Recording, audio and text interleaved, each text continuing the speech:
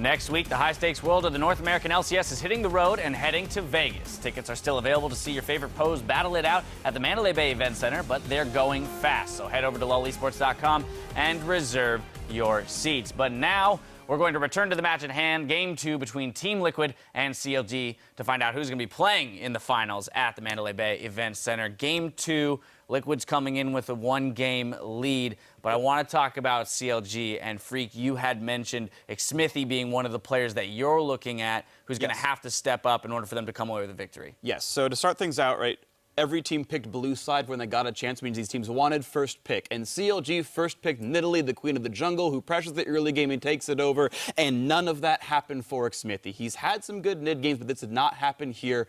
And compositionally, CLG got into a game where they needed to win early game. They needed to pressure out, and Liquid wanted to scale. Well, Smithy did none of that. Liquid got to scale. Game over. CLG got out farmed. Yeah, you see there's 0, 2, and 1 on the Nidalee. So, I mean, just it was such a low kill game, so low action. And this is where I come back to you. If we focus in on that jungle matchup, you got Dardoch on the other side, who got the sated Kindred, but we've also seen him make early plays on the likes of Lee Sin or Nidalee as well. Sure. Yeah, I wanted to highlight the smite choice of both players. I believe Dardoch went for challenging smite, whereas Smithy went for the trackers, the ward.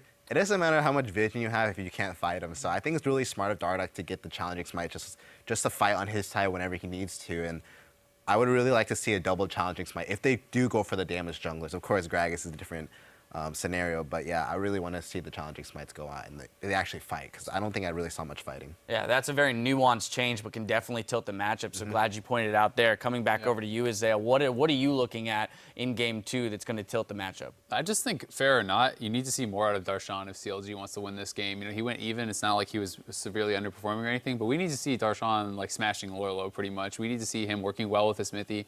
And honestly, I'd like to see Afro on more of a playmaker. I think that taking Janna away was a good pick from Matt, but if you have to ban Janna, then maybe you have to ban Janna. I mean, I think that Afro is a superstar player. I think that Darshan is a superstar player. And these are the guys that need to take over the game if they want to win. Afro needs to be roaming. He needs to be crushing people on Bard, on Morg, on someone that can make picks and win other lanes. Right, put your playmakers on playmaking champions. Well, we'll see what CLG has in store for us as we send it over to the casters, rather, for Game 2. We're going to take a closer look at Liquid and some of the new faces that have transformed the team. I never had the chance to be on this level. Like, it's definitely my first chance of being in front of so many people, getting so much attention. I just want to prove that no matter like where you come from, as long as you have the drive to do something, yeah, you can take it as far as you can. For me and Dardoch, even before LCS, we had pretty good scrim results against LCS teams when we were on our challenger team. So yeah, I think that was really like the start of all of our confidence. I always knew that I was LCS level, like on TLA when we were like the most dominant challenger team that like they've seen since Cloud9. And when I finally got my shot at LCS, I just went off. I couldn't let my nervousness or like my feelings get in the way of that. Like our debut match was against TSM and we performed pretty well. Like it was obviously really sloppy since we threw the roster together the night before, but when the bar was set like right there, we thought we were like we already thought we were top 3. Maybe we did get like overconfident at the start for the results we were getting, but for how much we've shown, it's not even close to what our potential can be. I think I started realizing that we were really a really good team after we beat C9 and CLG. We're definitely hungrier than all the other teams. I mean, even though Piglet has won like the world championship, he wants more. Like losing is not an option for him, especially because he knows like how good his team is now. Phoenix hasn't won anything, and then like us 3 rookies obviously haven't won much. We're definitely the hungriest team left. A lot of hard work and dedication has brought Liquid to this point for another playoff series for what could be now their first title if they get to the finals. It's going to be a difficult task. Finals too. Yes. Yeah, they said it was going to be a 10-man roster, but then these 2 guys subbed in. They just did so well. They're like, you know what? We should probably just chill with this roster. These 5 seem like they're really good together. and it's been working since then. It's amazing, too, because when we saw Piglet come on as well, there were kind of a lot of core issues, and then for Phoenix and Piglet to be there and then to meld so quickly has been absolutely amazing. Yeah, and the team has had to kind of find their roles. Those rookies had to change a little bit of their style to play around Piglet and Phoenix, right? Yeah, Dardoch that's had true. to give up a little bit of his farm, his blue buffs, over to the mid laner, so he wasn't as much of a carry. Yeah, I do want to double back to that first game we saw again, though, because the final kill death at the end was 12-1. And there are definitely a lot of things that Team Liquid outplayed CLG on. But in that last fight, if Lorlo's ultimate didn't land perfectly, Stixxay may have actually cleaned up that fight. So this series is sitting at 1-0, but that first game was remarkably competitive throughout, even though the kill-to-death score at the end was very lopsided. Yeah, we actually saw Lorlo playing out of his mind in that last fight. He was stopping the Stixxay stack of the Callista because he's stacking it up during the Kindred ultimate. If he's going to rend, what's going to happen?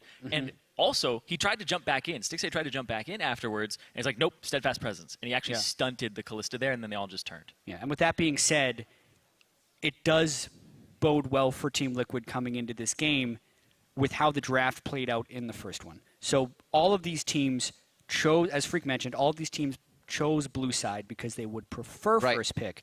And you think of the champions that are worthy of a first pick on this patch. Nidalee is one.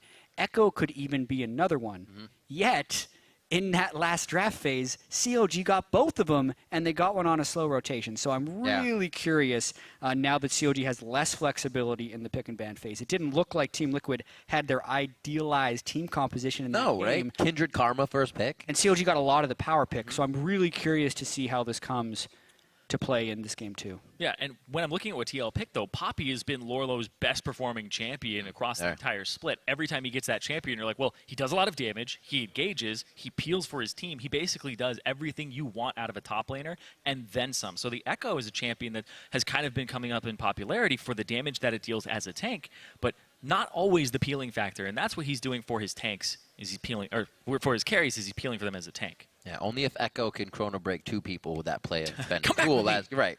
Yeah, that would be super balanced. Most balanced. Grab my hand. Tom Kench, please. Here, rookie of the split on your screen, Dardoch looking to help his team get to those finals. Kindred in the first game played it very, very strong. Tried to really be in the face of Xmithie. Freak kind of put it good as well. You get that in Italy, and none of those early game aggression things were able to happen for Xmithie. So it kind of shut down that powerhouse as well, because he has been playing well from the jungle. Yeah, I also wonder about that because they gave away the Nidalee to pick the Kindred. That just shows confidence there. Yeah. You give away one of the highest priority champions in League of Legends in the pick ban phase as a first pick, and CLG you're won't. completely okay with playing against it. Yeah, and so far this ban phase still seems like according to plan for Team Liquid. They banned the Gangplank and Graves, two of the stronger champions that Darshan could throw up in the top lane, or the things that would just be good against tanks, really. And I wonder if they're going to go with Tristana as that last ban. I don't. Yep, they do. What is up with that? CLG must have had some good Tristan scrims. Well, CLG, even when they had double lift, remember it was always kill turrets with Tristana, walk up, boom, boom, boom, take them. Because they're so good at that rotational game. Imagine how fast these turrets would go down.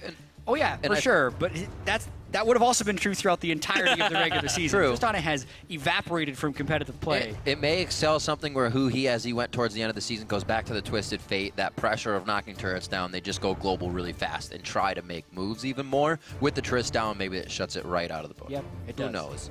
A lot of speculation. But it is the Echo coming in for Darshan. Xmithie's going to take at least this game. And the Kindred has already been picked up on the side of TL. Yep, Jungle Pool was a little bit more banned out this game, Nidalee and Gragas, which prompted the first pick. But Team Liquid is making no hesitations with their next two choices. Yeah, it looks like it might be a triple AD composition coming out here for TL. Of course, they have flexed the Corki before, but triple AD carry, you have to think CLG go for Braum for Aphromoo. And when you see this coming, you really want to pick Braum. We saw it in that series over in Europe, that Braum became a huge priority for Mythy. Yeah, I'm really wondering how CLG adapts to this because Team Liquid will have a lot of wave clear and turret siege and works pretty well around CLG since CLG hasn't been a team to pick really good hard initiation, which is typically what you want to do against the double and triple marksman teams. So just from a straight up draft choice, I'm wondering. I'm actually... They go Zed? Maybe. I'm actually thinking that TL, they flex the Corki because they actually want Piglet to have a superior lane matchup. and actually bully Stixay, but that's not going to happen here with the heel bot behind him of Soraka. Huh. So Soraka did have those mild changes, but many people think Soraka is now more powerful. You have to be a little bit more aggressive, but you get higher rewards if you are successful in your aggression. And she's more active and very rewarding for it. Oh, seeing that come out here from Aframu, you're talking about seeing him on a playmaker? Well, he's going to be able to stop plays, and then if TL goes over aggressive, it becomes a big problem for them. The bar to the Janna, what's it going to be? Yeah, they can flex the Karma. They can do a lot of different stuff here. That bottom lane True. could go pretty much anywhere. It's going to be Poppy, right? Yeah. Yeah. Yep. So lock in back in the Poppy for Lorlo. And Phoenix is going to be Corki this time. That was banned out last game. There's really no reason not to. CLG isn't trying to attack Lorlo's champion pool, although I think it is attackable. It's basically Nautilus was his best champion in the regular season, which is nerfed, so not as good. And at that point, you go to Maokai, Echo, and Poppy, and forget that Gnar. You can hit those things in the ban phase and push him onto something like Gnar. That would actually be great. Absolutely. Maybe that's something we see in a future game if this one doesn't go well for CLG. Gragas is also up there as well. True. I think it's attackable. You just have to really invest in it. We did see it attack during the regular season, and it ended up putting TL on the back foot, but because of the meta shift and even Echo being added to that pool and all of these top laners like Maokai coming back, he just has so many tanks now that it's actually rather lucky that his champion pool and the way that he plays on TL rotates around that, because just looking at this composition, triple AD carry, peel champions for the top laner and the support. Counter Logic Gaming giving themselves a little bigger of a timer here in this game. It's not just going to end at 30 minutes for them if they're not ahead in this one. But Team Liquid now one up, using that confidence and the momentum to make the way into Game 2 in a very confident kind of mid-game to late, where we thought they would falter against CLG for a Game 1 coming from Team Liquid. CLG really didn't change much. They switched out their support. They changed their AD carry a little bit, and they couldn't pick their jungler, but the core of their team is the same. Exact same solo lanes, a defensive support, and a fairly versatile AD carry. Whereas you look at the side of Team Liquid, they also didn't change that much, aside from they have no assassin in the mid lane and instead have a higher damage wave clear champion, which would technically be even better for team fighting, which is where Team Liquid won the last game. So I think if they can play basically the same as they did in Game 1, Team Liquid would have the better draft. Also looks like CLG getting those teleports back in as well. Let's try to make plays off of those. Once again, the coaches make their way to the backstage, and the players make their way onto the Rift. Update your Twitter votes while the getting's good. Hashtag TL win or hashtag CLG win if you know what's good for you. We'll update them, or we won't. We just see. Coming into Game 2 here, it is going to be Team Liquid up 1 game. Dardoch back on Kindred for this one. Like Jat was saying, pretty similar comps from both teams, so they should be comfortable coming in to start this one off. But the pressure is on the defending champions of Counter Logic Gaming to get themselves back in this series. And when I look at the compositions here, TL, they're pretty much flat 5-on-5. You want to fight. You want to have some skirmishes with the Poppy and the Karma if you have those around. But then CLG's comp, it's kind of splitty, kind of low wave clear again. They do have the Lucian. But if you 1-3-1, your core of 3 is Soraka, Lucian, and Elise. Well, with the changes to Soraka, when you're running away from somebody and you have that Q on you, you actually get movement speed when you're running away from enemies. So that is a little bit more of a peel style for the Soraka, which it wasn't before. But I still don't trust that core of 3 to not get engaged on. It's really risky. Mystical, magical auto attacks. Aframu, much better. He gets to heal when he lands his Q. Super OP in that level 1 fight. Of course it's going to work. They both just get gold. They got what they came for. It's a gentleman's agreement. Support, get rich. That spike of a core item for them is going to be great. Vision everywhere. So it'll be normal starts here. Are we actually going to get matched up lanes? Looks like towards the bottom side, Team Liquid will head. They wanted it last game. See if they get it on this one. Piglet on, however, Callista this game, and Matt on the Karma. Yeah, and Matt has Ignite, so if you go into that lane and you focus down Aframu, it's going to be actually a very good time for this bottom lane. I think it's actually really good synergy, too. You can get the root, you stack it up, you give her extra movement speed, and movement speed affects Callista's speed of her jump, not the distance, but the speed of the jump, while she's in combat. So, oh, the mantra. 16 gold! Whew. That's like killing a caster minion as a support. This is the best day Matt's having. Yeah, he's banking right now. I mean, No, Matt. He's always wearing those gold chains. Yeah, I was about to say that. All right, so let's see what they got. Starting off, we are going to get a matched up one here. Definitely love this. We're going to see more action from Dardoch and Xmithy already. Dardoch, just going to see if he can play a little game of cat and mouse here and find the spider. The thing is if he sees this red and he thinks that Xmithy is just not going to do it, or how long is he going to wait here until he starts it? Really early. He starts it. I think he could have waited for Xmithy to walk in, but there's a chance that Xmithy takes so long on the Raptors that he just get this Oh, steal. boy. No, it's his. It's going to be a steal. Well, he doesn't have smite. They both don't have smite for pretty much the same amount of time. About a second. You go! Oh, he's going to peel it out. He's going to peel it out. The smite's up There now. you go. Oh, now he could technically get aggressive, but yeah, he could have very easily got aggressive. He had mid-lane pressure Oh as my well. God! And he's got a scuttle crab on that side that's marked. that just tilts you as the enemy. You know, you can't, especially, yeah, it's his, Smithy's path goes down for him to waste time here and get nothing out of it. The 50-50 scuttle, not worth, but for Dardoch, very much so. And it looks like he will have a good early game, which means lane stays safe for now. I'll be there quite soon with quite a bit of damage. And Xmithy just walks the other side, tries to get the answer here. He's going to get this, no problem. Oh, but he's scared. What's Phoenix doing? He thinks he's going to be getting... Well, Phoenix walks He's towards just being safe and pulling it in. He's just making moves. It's so much harder to counter jungle when your laner is pushed into their turret, whereas Phoenix has the lane pressure right now. He actually abandons the red buff counter jungle. Dardoch. He's got to go back, right? He's got the deep wards. Oh, Dardoch hopped over the top wall. He was not spotted by that ward on the right side. He's going to get a gank on Zion Spartan or Darshan from behind. Yeah, and depending on the communication, there's a lot of superstition going on here. Xmithy's probably been calling out, where's Dardoch? So Darshan wouldn't expect this. Burns flash right away. He marked him too, so kind of a dead giveaway at that point. Hey, the mark could be a fake out. Yeah, the Poppy's charging me and I'm getting marked. What's going on? Yeah. It's like throwing the lantern behind you, except it was real this time. You're really crying wolf. 4 minutes in. Oh, the mantra cues keep connecting onto Aframu. He may be hitting some boots up real quick as he gets back in from that lane. And that's all you should be doing on Karma. Xmithy's going to try to relieve some pressure here in the bot lane as his Raptor buff sweeps that out. Piglet and Matt, pretty good positioning with the Defiant speed to get themselves out if need be. Oh. Dardoch still living in Xmithy's jungle. He's got another mark. Oh, and that's TP from Huhi in the mid lane as well. So that's 2 marks really early on for this Kindred. That increases your clear time. That makes it so that you're much more powerful when you gank people. A lot of times you run around with 0 stacks for like 10 minutes.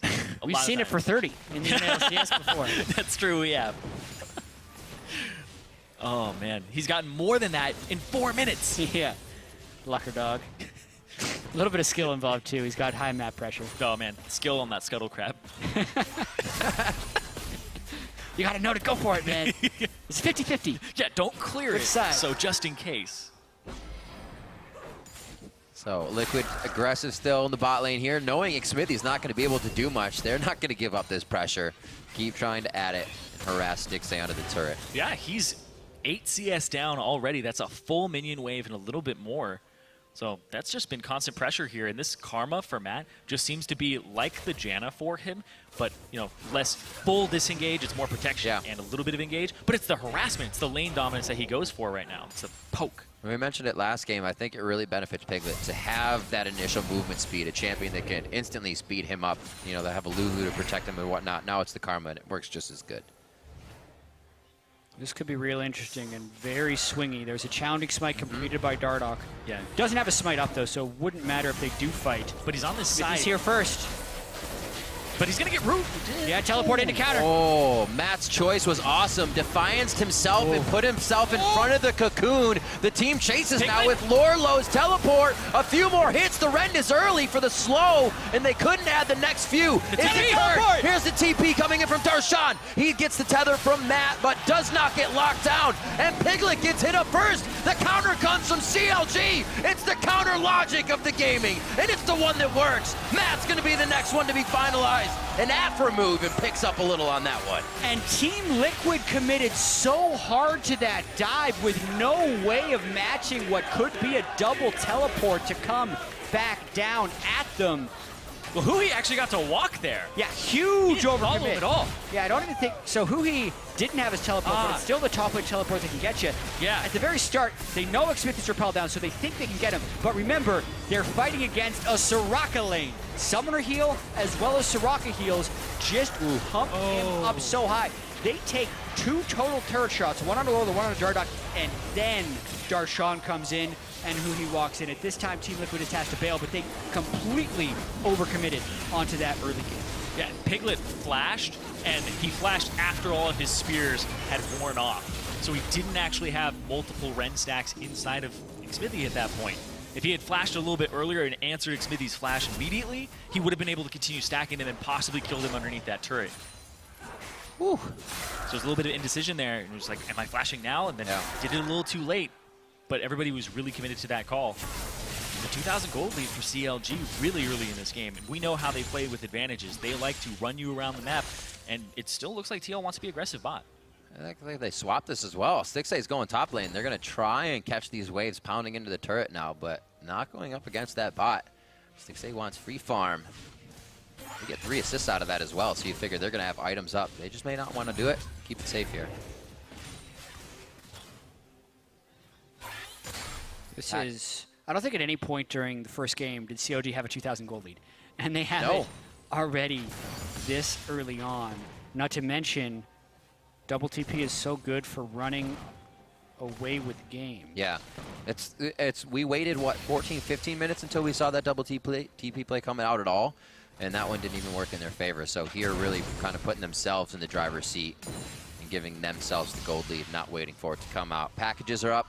We're going to see Phoenix go back and start grabbing those. So possibly something from TL's side soon. I think the biggest thing about that is the fact that Huhi was actually able to roam down and impact a lane that wasn't mid, because he is pretty much trapped in that lane with Phoenix. It's remarkable he was able to find the window to walk down there and Phoenix didn't take his turret or punish him out of it. Like, that's the biggest surprise about that entire fight. I think Phoenix backed at that time to go ahead and purchase, and Huhi was left cleaning the wave, which normally when you're playing mid lane, you're like, all right, I cleared my wave really early, now I get to back, and they have to deal with clearing it, and Huhi just abandoned a little bit of it, ran down to help the team.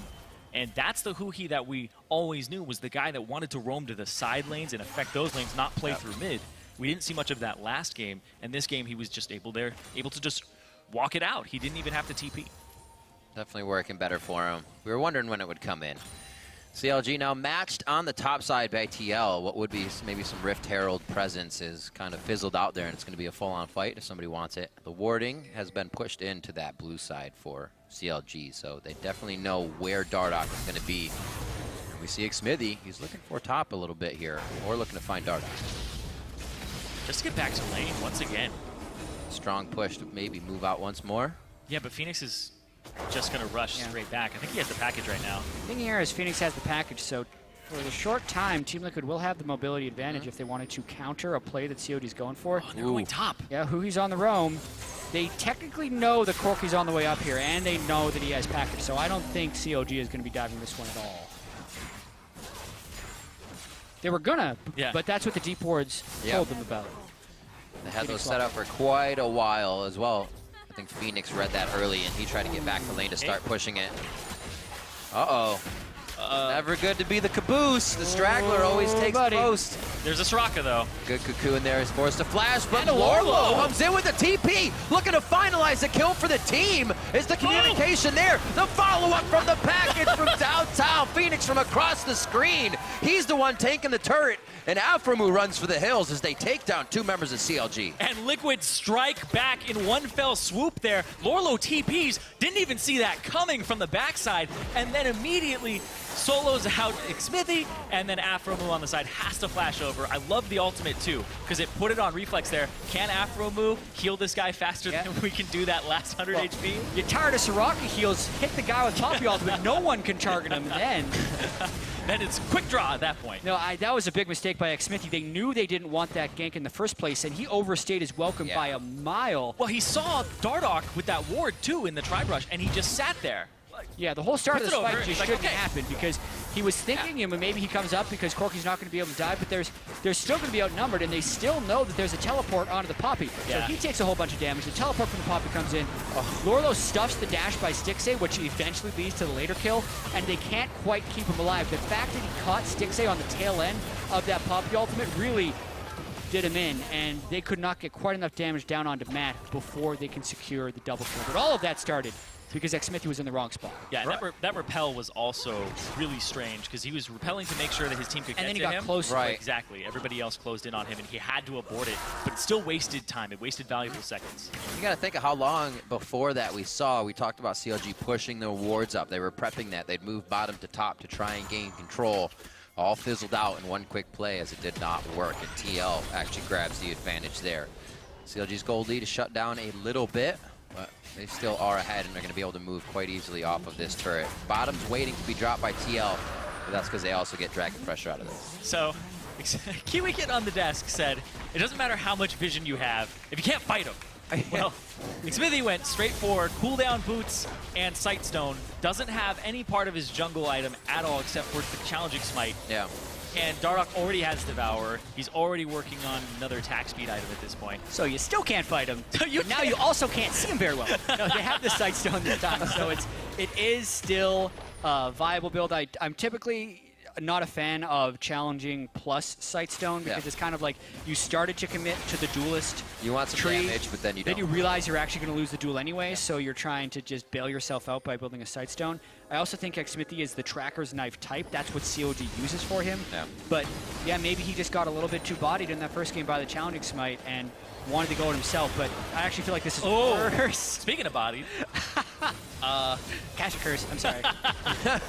Sorry, guys. Didn't even get to use respite at that point. Yeah, Chain's done. He had help. He had the assistance. I didn't even get to use my eyes, it was so fast. Yeah. Because of the wards. Well, CLG has not stopped they putting mattered. wards down in this area. Dardoch falls prey to the security system that CLG has installed in their jungle. Well, this mid turret already below half. Down bottom, though, Darshan has had some time with that turret. He's still got the Hex Drinker. Waiting for that to get popped out, but still, CLG is not letting up on the pressure here. This is kind of what Team Liquid did when they started to grab a gold lead. They made sure to strangle it out, and Counter Logic Gaming is staying right up in the face every wave to the turret here until they get something else. And it paid off on this. If you're pushed up all the time, they had you encroach in the jungle. A lot of wards to set that one up.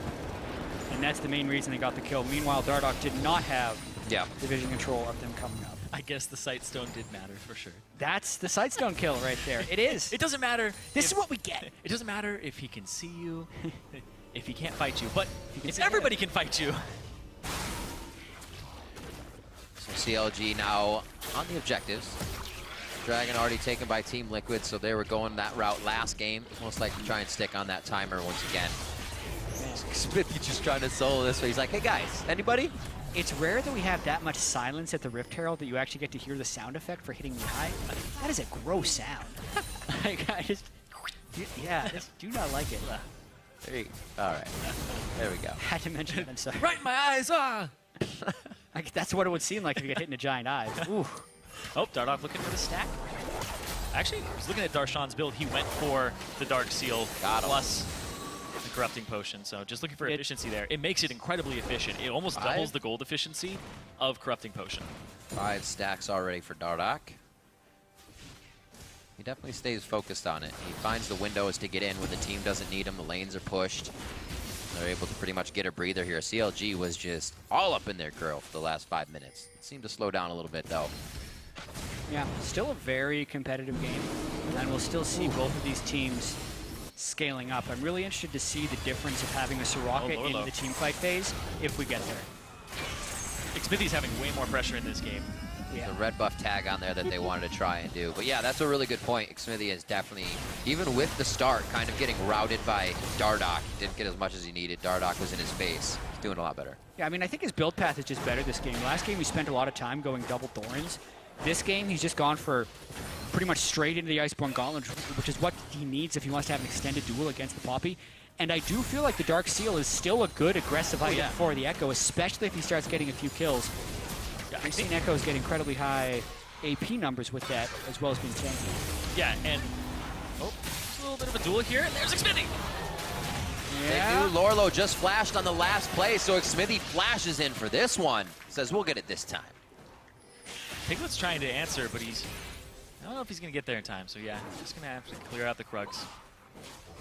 Can't answer that one, and that's really the culmination of what we've just been talking about. Darshan, you give him an inch and he can take a mile. He had 20 CS, he was first to Iceborne Gauntlet, and they're able to punish with a nice follow gank from Xmithy. Yeah, and you were talking about the Dark Seal, and Echo, oh wait, hey, Phoenix! He has to walk through it!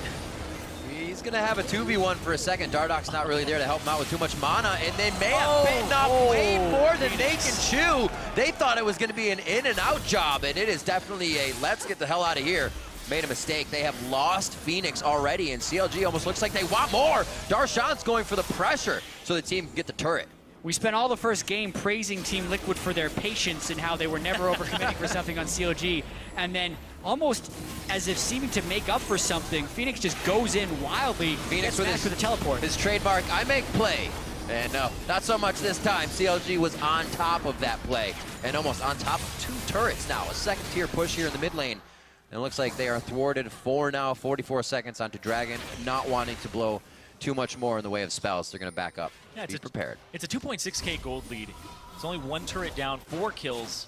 And that Dragon for TL, but honestly, this Soraka is helping out a lot in the side, when they're actually getting catches too, because he's getting the slows for the follow-up, he's getting the silence, which takes you off guard. Silences are some of the most jarring CC in our game, because you just lose control of your ability. Right. And he's using the skin that also puts it makes it a little darker, a little greener, so it's harder to see it. It's not that gigantic blue thing underneath people. It's one of those Soul things Reaper. you don't play against a lot, and the half second or second it takes you to rethink the situation. That's too late at that point. Way too late.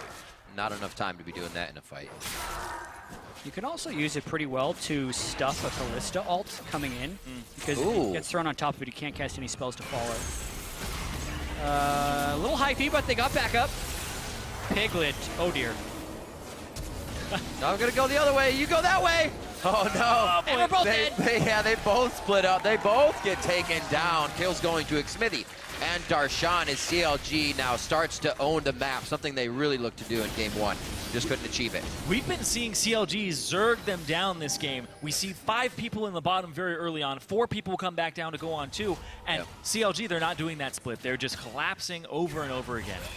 Yeah, a lot of times when teams lose one game in a series, you have to decide whether or not it was because you played poorly or it's because your strategy was wrong. For CLG, I feel like they had faith in their strategy and they're just executing differently this game. The core of the team composition is the same, with Darshan on Echo and Huhi on Rise, but this time, instead of just always swapping back and forth, they're swapping and then doing an and one. They're sending more people down to the swap to punish people as they try and extend for farm, and it's resulting in a very solid game 2 from CLG. And along with this composition we saw last game, everybody getting away, disengaging in fights. They have that Elise Cocoon now. They have a little bit more lockup, and they're able to secure the kills, not watch them walk away with 100 HP. Much more bloody game on both sides, 8-2. Liquid actually falling one more time this game. Only tied once last. It is actually a really good point.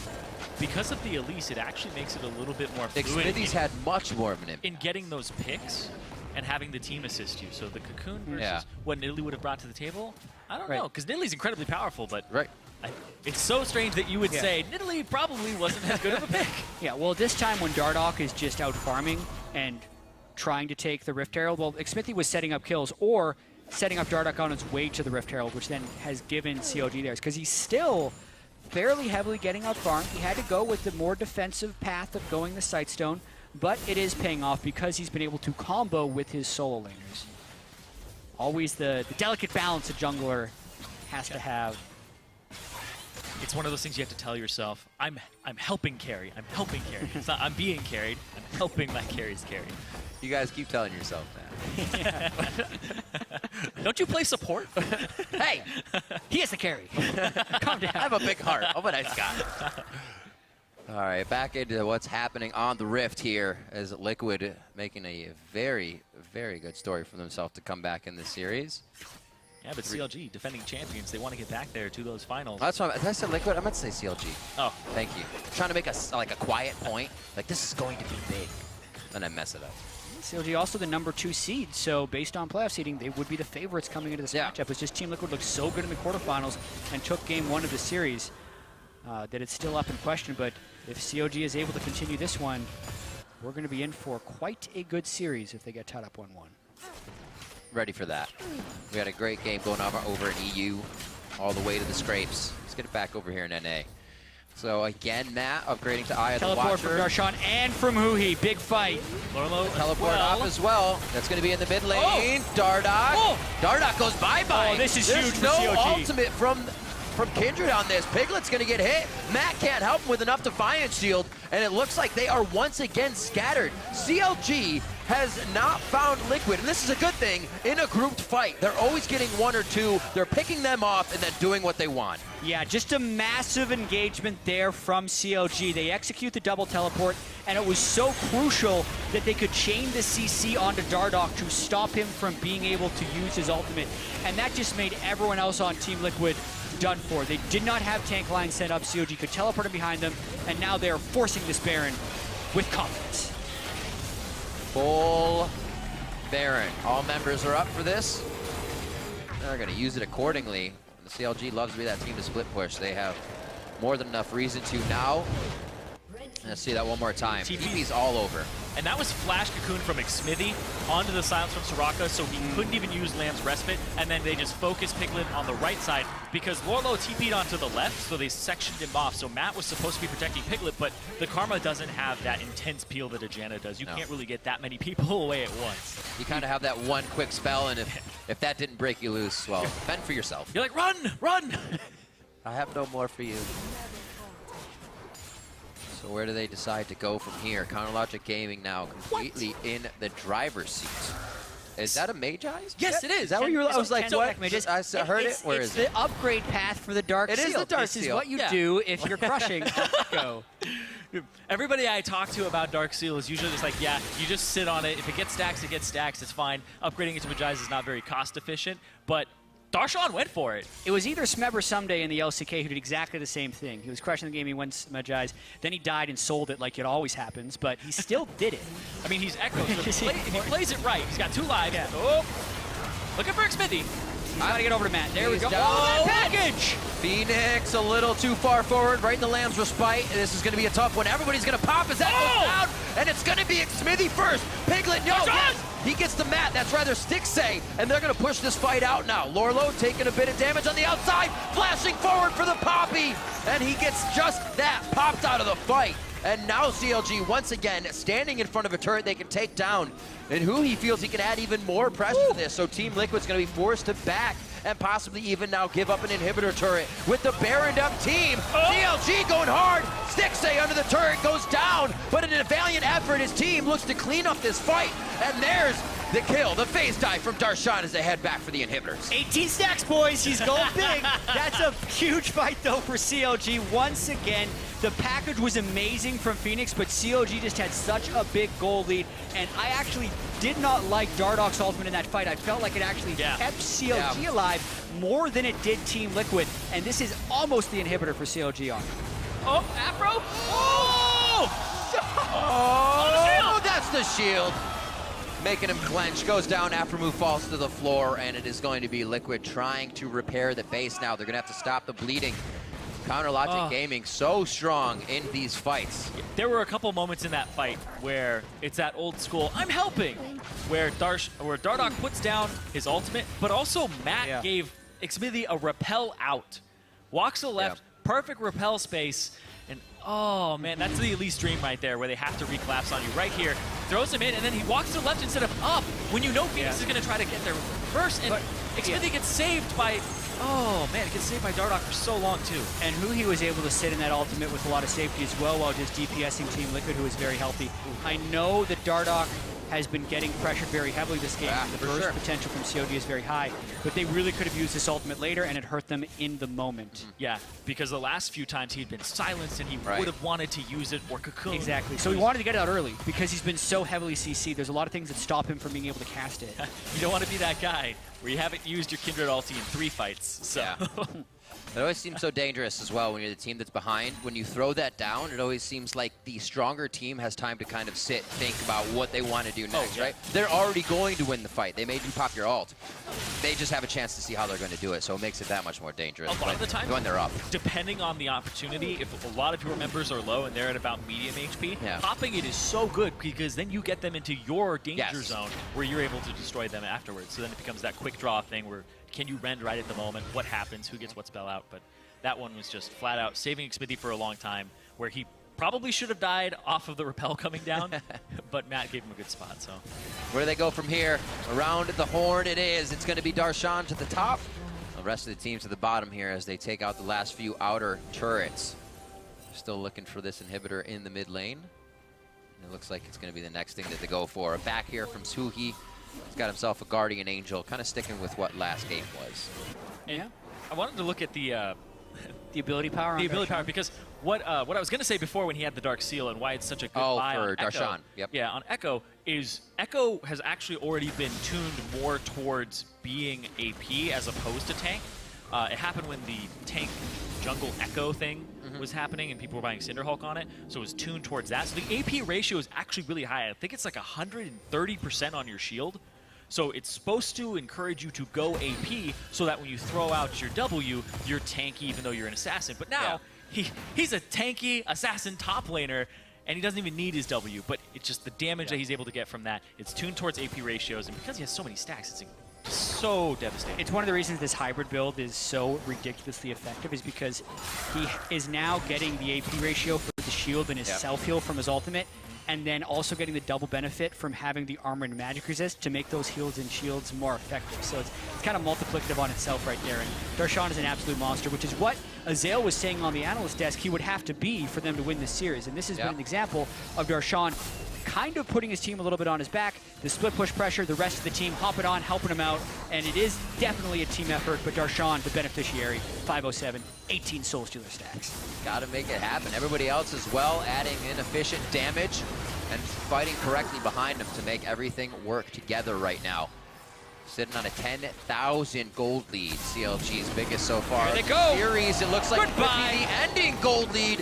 A Fate's Call forced to come out pretty much because Piglet went down so fast. And now they're going to be on to the rest of the team and turrets. It's just which one they decide first.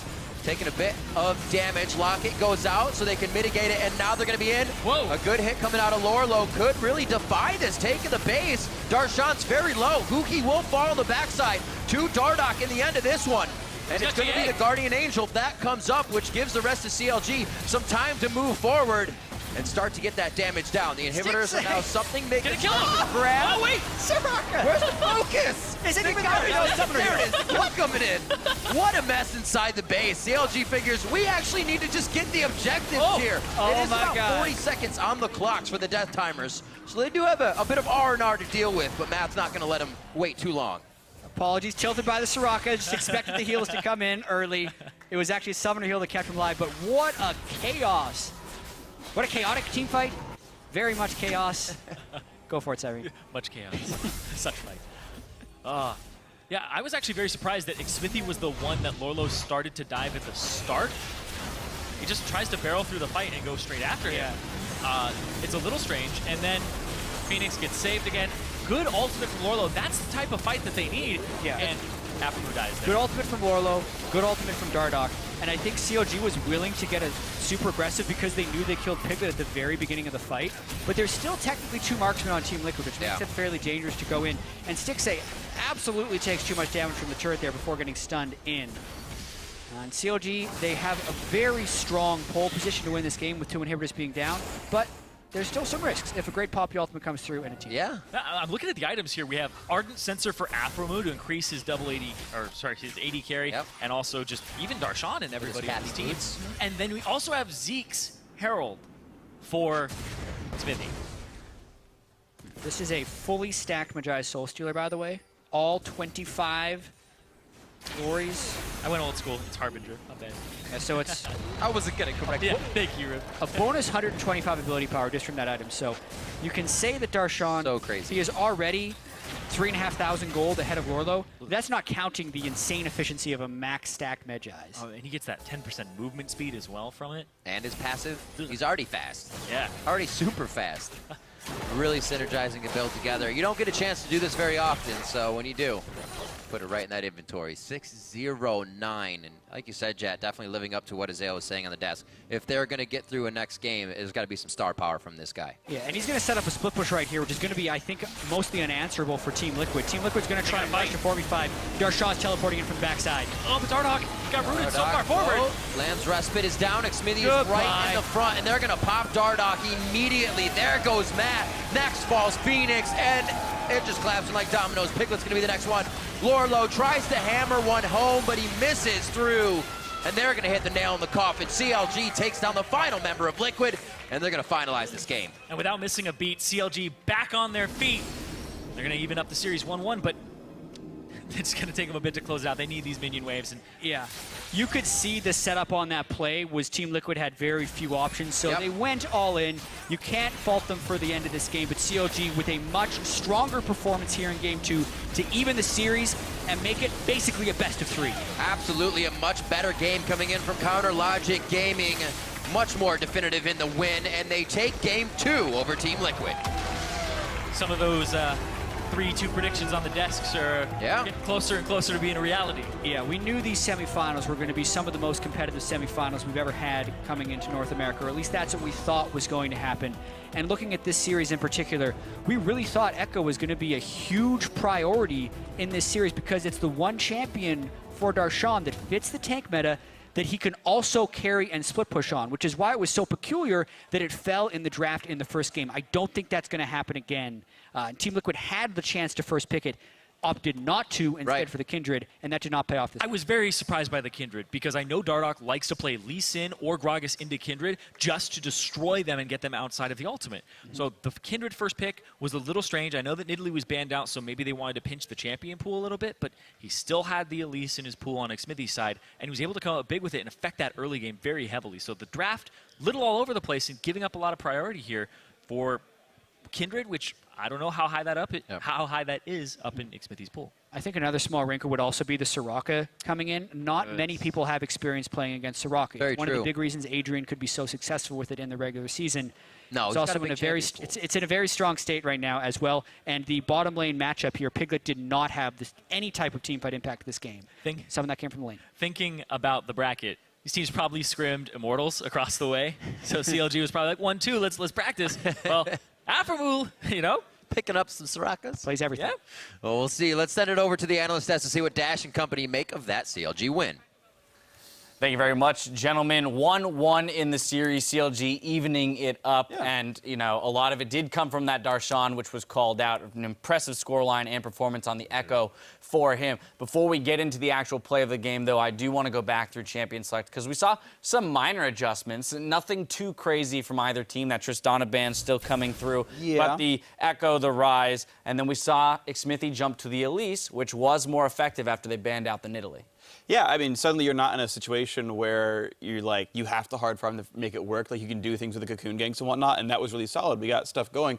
But the big thing I really liked, though, was CLG picking a lot of champions that were good into Kindred, most specifically Soraka, because when you go really hard, as Kindred, you're like, okay, as long as I don't get one shot, we're good. I'll just press R and it's fine. But you have an basically insta-cast AoE silence where you can no longer do anything about that. So Cocoon hits you, Silence hits you, you're rooted afterwards, like, you don't get to press R and live. And then also what's also fun is that even if he does get the cast off and your team just kind of gloms into the circle, you get 10% health, you chill there, you turn invincible, and then the heal comes out, you're all below 40% HP, which means Soraka does more healing. That's how Wish works. So like there's just some nice synergies to picking up Soraka in that situation. And even though Soraka's not a hardcore playmaker, Afro got to make some high impact plays because of his champion choice.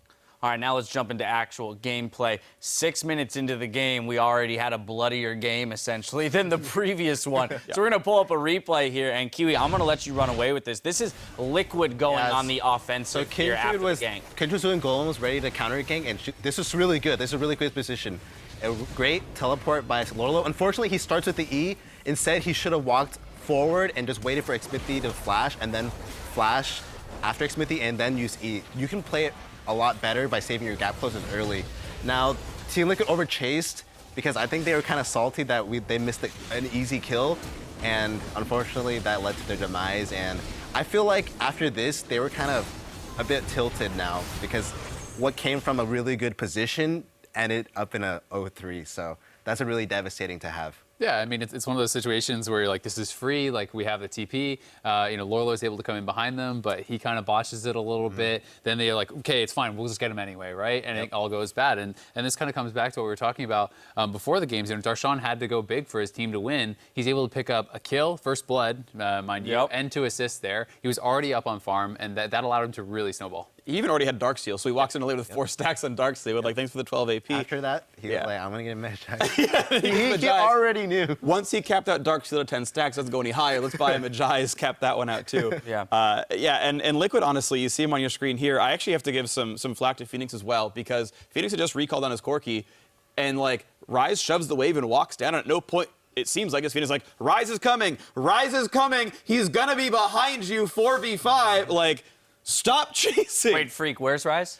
Coming from mid lane. Okay, I got it. Now Down the river. No, Attention. It is a very good point. I mean, the collapse from CLG came through after the overcommitment for Team Liquid, and then, as you mentioned, that kind of set the stage for the rest of the game. It seemed like Team Liquid didn't really know where to go from there. I mean, that's a lot of gold handed over very early on into the game.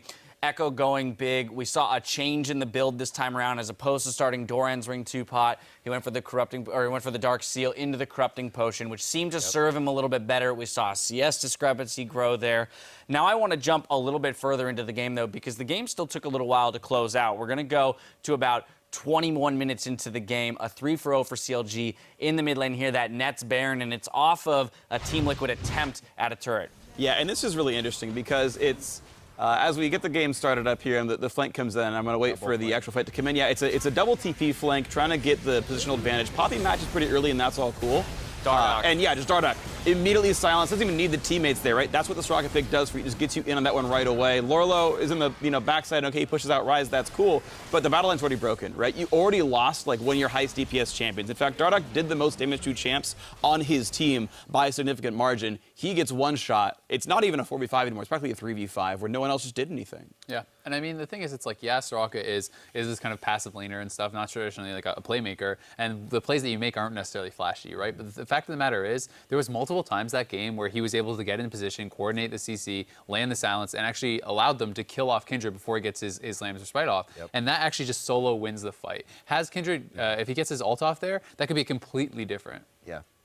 Yeah, CLG on your screen here. I mean, they're going to be happy having tied the series up 1-1. I do actually want to jump back to Dardock, though, Freak, because it was something interesting that we mentioned was the way that he's playing Kindred and the fact that he was able to get up to 5 bounties pretty early. Yeah, some really cool things, actually, that Dardock did, sort of playing around the bounty system. So what ended up happening, and I'll give him credit as this is intentional, and if you're a Kindred player, do this intentionally from now on because it's a really good idea, he invades really early into the top jungle and fights for the red buff. Now, what this means is because he won that fight, you've now skewed the jungle. Instead of Xmithie getting like the top, middle, and the right-hand side jungle, and Kindred gets her side of the jungle in the bottom left corner, instead they've now swapped. And now Elise owns the bottom right and the bottom middle, and Kindred owns the top, middle, and the far left, which now means half of all possible jungle marks that like Kindred can spawn, because they all spawn in enemy jungle, are now his to take. Right. So, okay, he got lucky with the first one. It went on Scuttle Crab right underneath his feet. Congratulations, stack number 1. And then now he has access to Krugs and Raptors, and the next mark spawns on Raptors. And Elise is already down, stuck in the bot side of the jungle, so she has to equalize the jungle situation. Right. And so this being intentional means that now you have a much higher chance of getting easy marks as Kindred by just changing the landscape of the game. And I recommend all Kindred players try to play this way. Split the jungle half and half. Right. Of course, it does run the risk of not getting any marks if they all happen to spawn on the other side. But It's you're an essentially expected value proposition. Exactly. In all scenarios, you could still expect that you will come out with more marks than you would have previously. And I mean, if you invade and you die, you just start spam ping missing on your mid laner or your top laner. Where's the team at? Blame the team. Where's the team at? Where's the support? I think it was just luck. Yeah, that's all it is. We're gonna go ahead and throw it down to luck there. We'll keep it dialed right in here because in just 3.5 minutes, we'll follow Counterlogic Gaming and Liquid back onto the Rift for this Game 3 of our semifinal series. Stay with us.